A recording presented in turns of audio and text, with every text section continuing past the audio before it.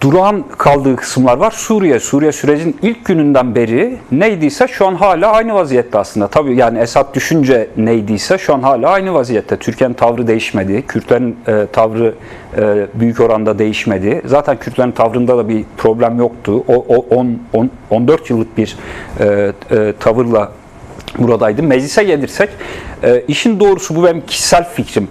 Süreç bence bu meclis tezkerelerini, sınır dışı tezkerelerini bir anda bertaraf edecek kadar derinleşmedi. Yani bu Suriye meselesi bugüne kadar birkaç ciddi adım daha atılsaydı ya da silahsızlanma yönünde birkaç ciddi adım daha atılsaydı devlet tarafından, PKK'ya ön açılsaydı biz bu konuda daha büyük bir basınç uygulayabilirdik aslında hükümetin üstünde. Bu konuda da bir durağanlık olduğunu düşünüyorum.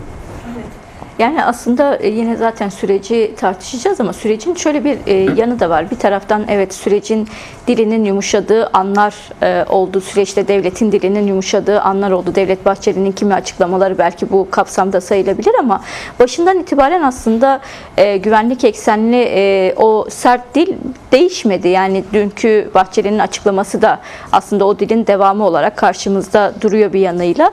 Yine bir taraftan da bu süreçte evet pozitif derinleşmeler biraz önce sizin de söylediğiniz gibi yaşandı ve Kürt Özgürlük Hareketi'ne dönük tırnak içerisinde alışmış olduğumuz toplu operasyonlar belki kesildi ama diğer yandan Ağrı'da gördüğümüz gibi siyasetçilere, belediye başkanlarına, gazetecilere cezalar yağdırılmaya devam ediliyor ya da Türkiye'deki diğer muhalif kesimlere, solcu kesimlere, devrimci kesimlere cezalar yağdırılmaya devam ediliyor. Yine çok sayıda örnek var aslında baktığımızda. Bugün bir gerilla ailesinin taziye evine kilit vuruldu. Ya da Jandarma Genel Komutanlığı geçtiğimiz günlerde ölen bir asker için ödenen 50 bin liralık tazminatı çocuğunu savaşta kaybetmiş bir gerilla ailesinden temin edilmesi için bir dava açtı. Mesela hani bütün bunlar da yaşanmaya devam ediyor. Yani toplamda baktığımızda iktidar aslında tırnak içerisinde onu da söylüyorum, yumuşamaktan kaçınıyor. Yani yumuşak bir dil kullanmaktan, bir politik hatta geçmekten ciddi anlamda kaçınıyor. Neden kaçınıyor bundan? Sizin de çok güzel özetlediğiniz aslında. Ben böyle madde madde neler yaşandığını söyleyip zaman kaybetmeyeyim. Siz gayet güzel özetlediniz. İktidar bunu niye yapmıyor? Şimdi biraz meseleyi tarihten ele almak lazım. Şimdi biliyorsunuz 90'larda korkunç güvenlikçi bir ortam oluşturuldu Türkiye'de. Bunun en büyük mağduru da tabii ki Kürtler oldu. Bu güvenlikçi dil 2000'lerin başında Abdullah Öcalan'ın da cezaevine düşmesiyle aslında bir miktar yumuşadı. Tabii dünyadaki işte globalleşme trendleri, insan hakları, Avrupa Birliği şeyleri bunu biraz yumuşattı ama 2015'ten sonra tekrar baş gösterdi bu. Yaklaşık 10 yıldır da devam ediyor. Bu aslında devletin kurumsal pratikleri. Yani ta Mustafa Kemal Atatürk'ten hatta daha geriye alalım. Osmanlı'dan beri devlet kolay dönüşebilen bir şey değil. Keza aslında PKK için de aynı şey, Kürt hareketi için de aynı şey söyleyebiliriz. Kolay oluşmadı. Oluşumu sizin de bildiğiniz gibi 1920'lerden 30'lardan 70'lere kadar aslında bir olgunlaşma evresi var. Toplumsal ve siyasal olgunlaşma 70'lerde bir pratiğe dönüşüyor. Şimdi devleti de biraz böyle ele almak lazım. Ben bunu savunduğumdan söylemiyorum tabii ki ama bunun zor ve uzun bir süreç olacağını aklımızda tutmamız için hükümeti de, devleti de, mevcut pratiklerini de dönüştürecek dinamiklerin bizim tarafımızdan üretilmesi gerektiğini söylediğim için söylüyorum. Bu güvenlikçi dil değişecek. Elbette değişecek. Yani silahlı çatışma sona erdikten sonra güvenlikçi dil kullanmak aslında absürtleşecek, komikleşecek. Bunun için de bir an önce Kürt hareketinin de söylediği gibi siyasetçileriyle PKK'nın geri dönüş yasasının derhal çıkması lazım ki bu İlk sorunuza verdiğim cevabın aslında aynı cevabı bunun için de verebilirim. Somut adımlar ilerledikçe biz aslında devlete bu konuda daha ciddi baskılar yapabileceğiz. Şu an devlet aslında bir tür şantaj gibi de süreci ağırdan alarak bir tür şantaj gibi de toplumun üzerinde güvenlikçi dilin inşasında şeyi kullanıyor. Adım atmama refleksini toplum üzerinde de kullanıyor. Bir de şeyi de eklemek lazım. Yani devlet de yekpare bir şey değil, olgu değil aslında. Yani devletin içinde gerek savaş döneminde gerek şu an barış döneminde farklı pozisyonlar alan klikler oldu. Bugün mesela Abdullah Öcalan, Fatih Altaylı ile videosu var. Belki birazdan ona daha detaylı değiniriz ama onun da söylediği bir şey var. 92'de, 93'te Özal'ın mesela ciddi barış arayışları var. Halbuki devlet korkunç bir terör estiriyor o dönem. Ama devlet içinde böyle yekpare olmayan yapılar da var.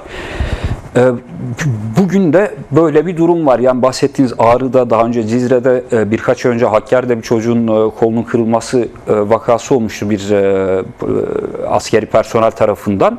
Bunların bir kısmının münferit olduğunu, bir kısmının evet örgütlü olduğunu ama gün sonunda o total devlet yapısının zamanla ve uzun sürede dönüşeceğini bilerek bu sabırla, ki biz zaten 200 yıldır sabrediyoruz. Yani 3-5 yıl daha belki sabretmemiz gerekebilir ama dönüşecektir. Evet. Yani önemli bir tarafı bu. Ancak diğer yandan ister istemez şöyle bir soru işareti de oluşuyor. Daha önce 2013-15 dönemindeki barış sürecinde, çözüm süreci olarak adlandırılan süreçte bu yumuşama belli yönleriyle daha belirgindi. Yani daha demokratik bir ortamın oluşması ile ilgili bir tartışma durumu da vardı ve pratikte de bu sokağa yansıyordu. Bunun sonuçlarından da korkuyor olabilir gibi düşündürtüyor ister istemez bu Şüphesiz. Zaten gerek Kandil'in, gerek İmralı'nın, gerek DEM Parti'nin yaptığı birçok uyarıda buna da dikkat çekiliyor. Süreç yani oldu bitti, hadi her şey tamam şeklinde değil şu aşamada. Evet, yani çökmesi durumunda Allah muhafaza çok kötü bir senaryo bizi bekleyebilir dediğiniz gibi 2015 sonrasında. Ama mücadeleye bu da dahildir. Yani çözüm süreçlerinde dünya pratiklerine de baktığımızda işte Kolombiya'da en basitinden, yani aktüel bir örnek olduğu için söylüyorum. Genelde İskoçya'ya benzetilir Kürt sorunu ama daha yakın tarihli bir şey olduğu için söylüyorum. FARC mesela hatırladığım kadarıyla 20 yıldır bir çözüm süreci yürütüyor. Görüşüyorlar, tekrar savaşıyorlar. FARC büyük oranda aslında silahsızlandı ama bir kısım devam ediyor şu an Kolombiya'nın başka bölgelerinde. Tabii ki yani Kürt hareketi için aynı şeyi söylemek mümkün değil ama devletin refleksleri anlamında bunun çok uzun süreceğini, bunun sadece işte 2-3 yıllık bir müzakereyle sınırlı kalmayacağını, Türkiye'de iktidar değişse bile çözüm sürecinin yeni bir faza, yeni bir aşamaya girebileceğine hazır olmalı bütün aktörler. Özellikle de toplumsal ve siyasal aktörler. Evet. Diğer tatlı biz yani iktidar tarafını konuşuyoruz aslında sürecin. Bir de bu sürecin Kürt Özgürlük Hareketi ile ve onun özneleriyle ilgili olan tarafı var. Ki bu taraf gerçekten önemli eşikler geçirdi. 27 Şubat'ta önemli bir açıklama oldu. Mayıs ayında PKK kendini feshettiğini açıkladı. Temmuz'da temsili bir silah yakma töreni gerçekleştirildi. Bu eşikler sizce Kürt Özgürlük Hareketi'ni nasıl dönüştürdü, nasıl değişimlere yol açtı? Siz de son yazınızda aslında buna özel olarak yer vermiştiniz. Biraz aslında bu değişim ve dönüşümü siz nasıl yorumluyorsunuz? Onu konuşalım isterseniz. Ya ben çok kaba bir benzetmeyle şunu diyebilirim. Berlin Duvarı yıkılmıştır Kürtler için. Yani biliyorsunuz bu sosyalizmin reel sosyalizmin yıkılışını temsil eder ya, bu temsili silah bırakmayı da biraz öyle görüyorum. Tabii ki bu şu anlama gelmiyor. Berlin Duvarı yıkılıp işte kapitalist moderniteye teslim olan bir Avrupa gibi değil. Bizim daha inşa edici Kürtlerin bir rol üstleneceği ama bir duvarın da yıkıldığı bir sürece girdik. Şimdi bir yılda toplumsal, siyasal, özellikle Kürt hareketi içinde ya da Kürt toplumunda birçok değişim yaşandı. Bunları isterseniz kurum kurum ya da şey bazlı, böyle kesim bazlı gidelim. Mesela ben en büyük değişimin Kandil'de olduğunu tespit ediyorum. Yazıda da biraz ona değindim. 25 biliyorsunuz 5-7 Mayıs'ta Fesih Kongresi gerçekleşti. 25 Mayıs 2025'te bir web sitesi açıp bir akademi şeklinde hem kendi iç eğitim videolarını hem de kamuoyuna yansıtmak istedikleri mesajlarını bu site üzerinden ve son derece sivil bir formatta, yani ben çocukluğum tabii bunları izleyerek geçtiği için şeyi hatırlıyorum, sürekli bir silah imgesi, sürekli yani böyle militarizmden tam da koparılamayan bir medya yaklaşımı varken Kandil'in kendi basın irtibat şeyinde son bu işte Özgür Düşünceler adında bir siteyle aslında bayağı burası gibi bir şeyin olduğu, bir yayın platformunun olduğu, konukların katıldığı bir formata evrildi. Onun dışında zaten silaha dair zaten PKK adı kullanılmıyor artık. Yani bundan daha büyük bir dönüşüm olabilir mi? Müthiş bir hafıza aslında bir şeye bırakıldı. Yani bir hafıza olarak kaldı. Şimdi yeni bir şey inşa ediliyor. Şimdi şeye bakarsak, işin Avrupa ayağına kısaca, ben orada biraz toplumsal dinamiklerin şeyi zorladığını düşünüyorum. Kürtleri zorladığını düşünüyorum. Bu da milliyetçilik üzerinden. Biliyorsunuz işte Trump'la beraber ya da işte Türkiye'de Erdoğan gibi böyle liderlerin, güç projeksiyonu seven liderlerin yarattığı bir toplumsal doku var. Bu da milliyetçilikte kendini buluyor. Avrupa'da da Kürt diasporası içinde maalesef özellikle gençlerinde yükselen bir milliyetçilik tespit ediyorum. Yani bu tabii ki üstüne saatlerce konuşmamız gereken bir şey değil şimdilik, ama şimdiden farkında olmamız ve gelecekte bir örgütlenmeye giderse bir aktör olarak doğabilecek bir potansiyeli olduğunu düşünüyorum. Ama büyük oranda oradaki sürgündeki Kürtler dönüş hazırlığı yapıyorlar. Umarım da dönerler bir an önce, Türkiye'deki yasaların da hızlıca çıkarılmasıyla beraber. Şimdi bir de şeye bakalım, DEM Parti'ye bakalım. DEM Parti'de de insanlar biraz acımasız yaklaştılar DEM Parti'ye. Özellikle Türkiye'deki muhalefet. Kürtler bunu çok yapmıyorlar. Partilerini de çok iyi tanıdıkları için.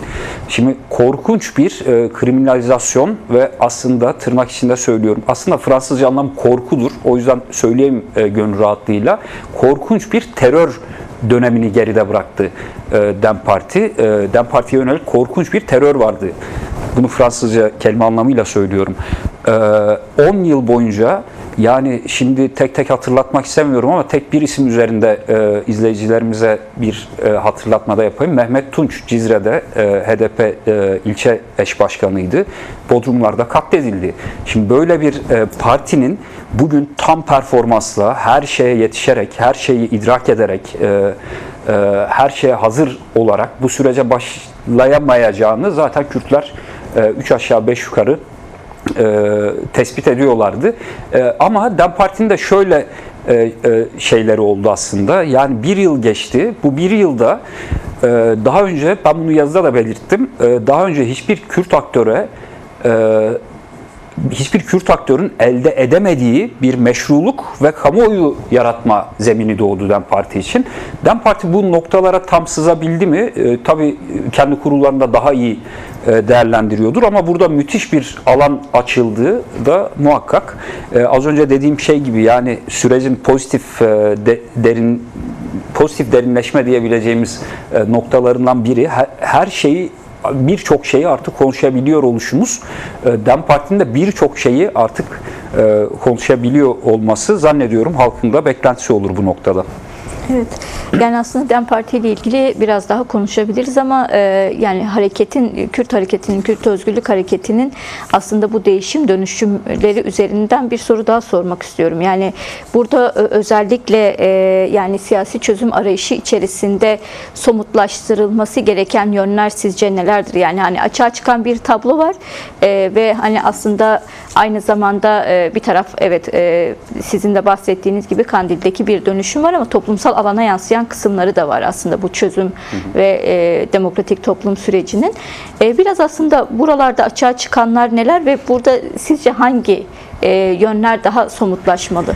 Yani ben bunu bir metot olarak değil, bir tespit olarak söyleyebilirim. Şimdi siyasal alanda DEM Parti üzerindeki ya da Kürt siyaseti üzerindeki birçok pranga geçmişe nazaran kalkmış durumda. Haliyle herkesle, her kesimle, her kurumla ilişkilenebilir. Tırnak içinde söylüyorum. En faşistinden en demokratına kimse artık size fiziksel bir saldırıda bulunmuyor. Evet, yani kara propaganda yapanlar var. Bu alanlara sızmak lazım. Çünkü siyaset de artık sadece parti bildirileriyle, işte tweetlerle yapılmıyor ya da işte yürüyüşlerle, bunların hepsi hala çok kıymetli ama yani dünya siyaset haritası baktığımız zaman özellikle teknolojiyle beraber bambaşka bir hal aldı. Yani daha geleneksel metotlardan biraz daha böyle toplumu kuşatan, sadece fiziksel değil, toplumun gündemini kuşatan çözümler bulmak lazım. Bunun için de ne yapmak lazım aslında? Temel bence anahtar kelime ilişkilenme. İlişkilenmeden korkmamak lazım. Yani Devlet Bahçeli dün mesela grup toplantısında biraz üzdü Kürtleri, yani süreç başından beri şeydi, daha olumlu yaklaşıyordu. Dünkü konuşmasına baktığımızda bir geri dönüş sinyali var. Buna rağmen ama ilişkilenmeye devam etmek zorunda. Geçen şey olmuştu, Cengiz Çandar bir tweet atmıştı, işte Demirtaş bırakılmazsa süreç sekteye uğrar gibi bir şey demişti. Ben de yani aklıma ilk gelen duygu şu olmuştu: ne olursa olsun, ne olursa olsun diyalog sona ermemeli, ne olursa olsun. Yani DEM Parti'nin de bu iradeyle, tabii yani estağfurullah, yöntem olarak demiyorum, bir tespit olarak söylüyorum. Bu ilişkilenmeden, bu diyalog kanallarını sonuna kadar filtresiz, hiçbir şerh koymadan, toplumun hiçbir kesimine şerh koymadan bu diyalog kanallarını sonuna kadar açması gerektiğini düşünüyorum. Bunun da sonuçlarını şurada göreceğiz zaten. Şimdi biliyorsunuz, işte Türk basındaki bazı o söyleme, geçmiş güvenlikçi, hatta yani faşist söyleme hala sarılan kesimlere de baskı yapacak müttefiklerini bu ilişkilerle kurabilir. Yani tek başına buna gücü yetmeyebilir diye düşünüyorum. Evet, yani DEM Parti ile ilgili tekrar oraya dair buyurun. Evet, ya ben bazı notlar aldım da şu an biraz karışık görünüyor. Tabii yani DEM Parti de bunların birçoğunun farkında. Zaten bir kongre hazırlığı var, yaklaşık 4 aydır bahsedilen. Önce yazın deniliyordu, sonra sonbahar, şimdi ilkbahara doğru Kasım diyenler var. Tam tarih belli değil. DEM Parti'de bu kongresinde tam da bu kapasiteye uygun, yani çözüm süreci kapasitesine uygun bir format, bir kadro. Sadece kadroda değil, yani genelde Türkiye siyasetinde böyle bir kolaycılık da var. Yani isimler değişti, işte şeyimiz de değişti, yüzümüz, vizyonumuz, her şeyimiz değişti gibi değil. Ki bunun en aslında somut ve pratik örneğini PKK sergiledi. Yani sadece ismini değiştirmedi, silahı bir metot olmaktan çıkardı. Sosyal medya akademileri gibi alanlar kurdu. Buralardan sözünü artık farklı kanallarla iletiyor. Şimdi DEM Parti Kongresi'nde de sadece isimler değil, bir yöntem, bir paradigma, bir aslında zihniyet ve anlayış çağa uygun olursa bu sürecin toplumsallaşmasında özellikle son derece faydalı olacağını düşünüyorum. Evet. Bir de isterseniz şuna gelelim. Yani konu yapmak istemiyorum, şimdi akışınızı da bozmak istemem, ama DEM Parti demişken DEM Parti'ye gelen eleştirileri, dışarıdan gelen eleştirileri. Aslında tam oradan soracağım. Yani barışın toplumsallaşması ile ilgili kısımda genel olarak tartışmalar iki boyutlu olarak, hani DEM Parti'ye dönük, hani hem eleştiri olarak hem aslında eleştirinin ötesine geçen yönler de var.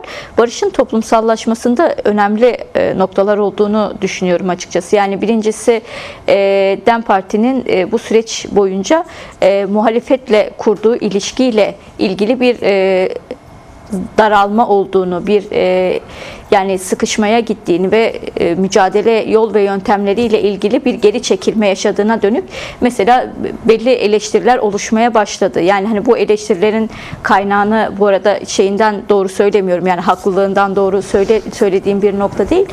Özellikle bunun üzerinden bir propaganda oluşturulmaya başlandı. Diğeri ise daha belirgin olarak aslında süreçten rahatsız olan kesimlerin daha açıktan bu rahatsızlığını belirttiği bir şey var. Yani Kürtle Türk'ün eşit olmasından, eşit yurttaşlıktan asla haz duymayan, buna dair karşıtlığını bir şekilde belli eden kesimler de var. Şimdi barışın toplumsallaşması önünde aslında iki önemli etken gibi görünüyor. Biraz o kısımları da tartışmak isteriz. Ya o kadar güzel şey yaptınız ki, aslında özetlediniz ki, şu an söyleyeceğim şeyler sizin söylediğiniz şeylerin aslında biraz yorumu, genişletmesi olacak, ama şimdi sadece DEM Parti'ye değil, yani Türkiye'de bir ırkçı refleks hep vardı.